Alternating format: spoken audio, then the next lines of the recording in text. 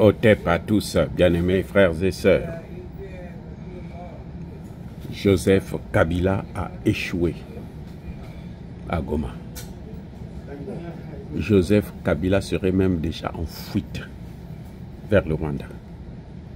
Joseph Kabila cherche maintenant un lieu d'atterrissage, là où il pourrait obtenir l'asile sans être inquiété par les poursuites qui viennent, les poursuites qui sont derrière lui, les poursuites engagées par Constant Mutamba sous la tutelle du président Félix Tshisekedi. Joseph Kabila a échoué. Pourquoi je dis ça? Je dis ça parce que les notables, les responsables dans le Kivu n'ont pas voulu adhérer à son mouvement. Eh oui. Tout le temps qu'il a passé là, à Goma, c'était pour consulter les Congolais et les Rwandais que lui, il a fait rentrer dans le nord et le sud Kivu pour qu'ensemble, ils puissent constituer un mouvement, une forte pression qui devrait soit déstabiliser Tshisekedi et qui devrait amener justement Kabila de balkaniser le Congo et puis prendre une partie. Lui-même, il devrait prendre peut-être le Katanga, être le président du Katanga, et puis les Bissimois, les autres vont s'occuper de Goma, et puis bon, les autres vont s'occuper du Sud Kivu. En fait, c'était ça sa stratégie, c'était ça son plan. Malheureusement, il n'a pas pu atteindre les hommes politiques nécessaires, leaders qui pouvaient soutenir son mouvement. Il avait beaucoup misé sur Fayulu et sur la Senko.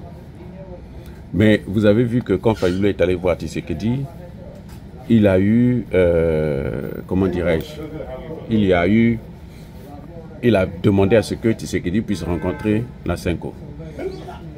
Je pense que la réponse a été négative. C'est pour ça d'ailleurs qu'on n'a jamais entendu parler de la suite donnée à cette rencontre.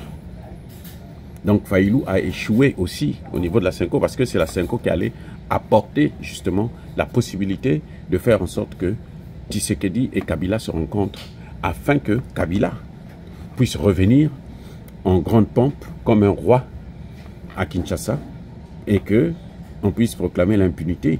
Et à ce moment, il aurait plus d'adhésion et puis ce serait facile pour lui de repartir dans le Kivu et à l'est de la RDC pour finaliser son plan de balkanisation. Mais pour une fois, Tshisekedi a dû comprendre, et même Fayulu, puisqu'il y a les gens, les membres du parti de Fayulu, qui regrettent d'avoir suivi la Senko, d'avoir suivi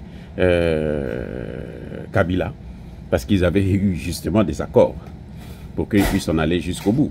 Et maintenant, ils se retirent et disent que non, ils avaient été manipulés, ils avaient été trompés. Bon, mieux vaut tard que jamais, mais de toutes les façons, le mal est déjà là. Les Congolais ont déjà subi.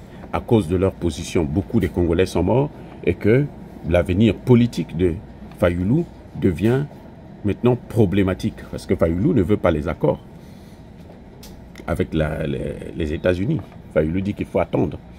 Il y a d'abord des négociations avec Kabila. Ah oui, s'il dit qu'il faut un dialogue interne, donc tous les Congolais, Fayulu pense que Kabila c'est un Congolais, alors qu'aujourd'hui, il y a une procédure qui est en train d'être diligentée pour me l'enlever, l'arracher cette nationalité. Ah oui, il va être déchu de cette nationalité congolaise. Et ça sera bien fait pour lui. C'est la meilleure des solutions d'ailleurs pour le gouvernement de Tshisekedi. C'est pour ça qu'ils ont voulu freiner net M. Mutamba, parce que Mutamba, c'est celui-là qui a mis en place cette stratégie, à la demande certes du président Tshisekedi et avec le soutien du président Tshisekedi, mais Mutamba, il est redoutable. Donc, je pense que Kabila, aujourd'hui, il n'a pas pu. Kabila a essayé aussi de convaincre les Wazalendo. Il a mené beaucoup d'argent, des millions de dollars, comme d'habitude. Or, les Wazalendo, ce que Kabila n'a pas compris, c'est que les Wazalendo, même les Congolais, n'arrivent pas à les convaincre. Même le gouvernement congolais n'arrive pas à convaincre les Wazalendo.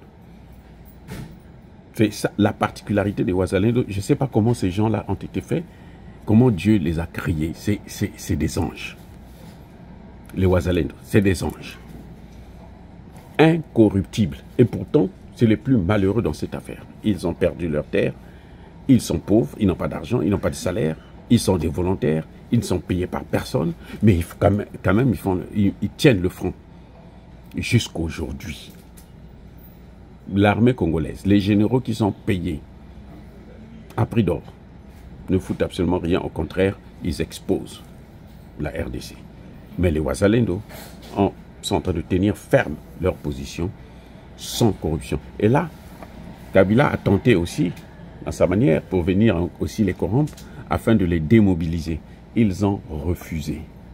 C'est le plus grand malheur de Kabila. Maintenant, il est obligé de chercher là où il pourra atterrir et passer le reste de ses jours probablement dans la misère, parce que la procédure qui a été engagée contre lui, c'est pour lui arracher tout ce qu'il y a, surtout au Congo. Ce qu'il a à l'extérieur, bon, les complices vont l'aider, mais ce qu'il a au Congo, là, c'est fini déjà. C'est fini. Avec Constant Mutamba, sa détermination, nous savons que même si le procureur veut le diminuer parce que le procureur de la Cour de cassation est directement un pro-Kabila et probablement même un Tutsi aussi comme lui, eh ben, ça ne marchera pas. Et ça a déjà échoué. Soyez bénis.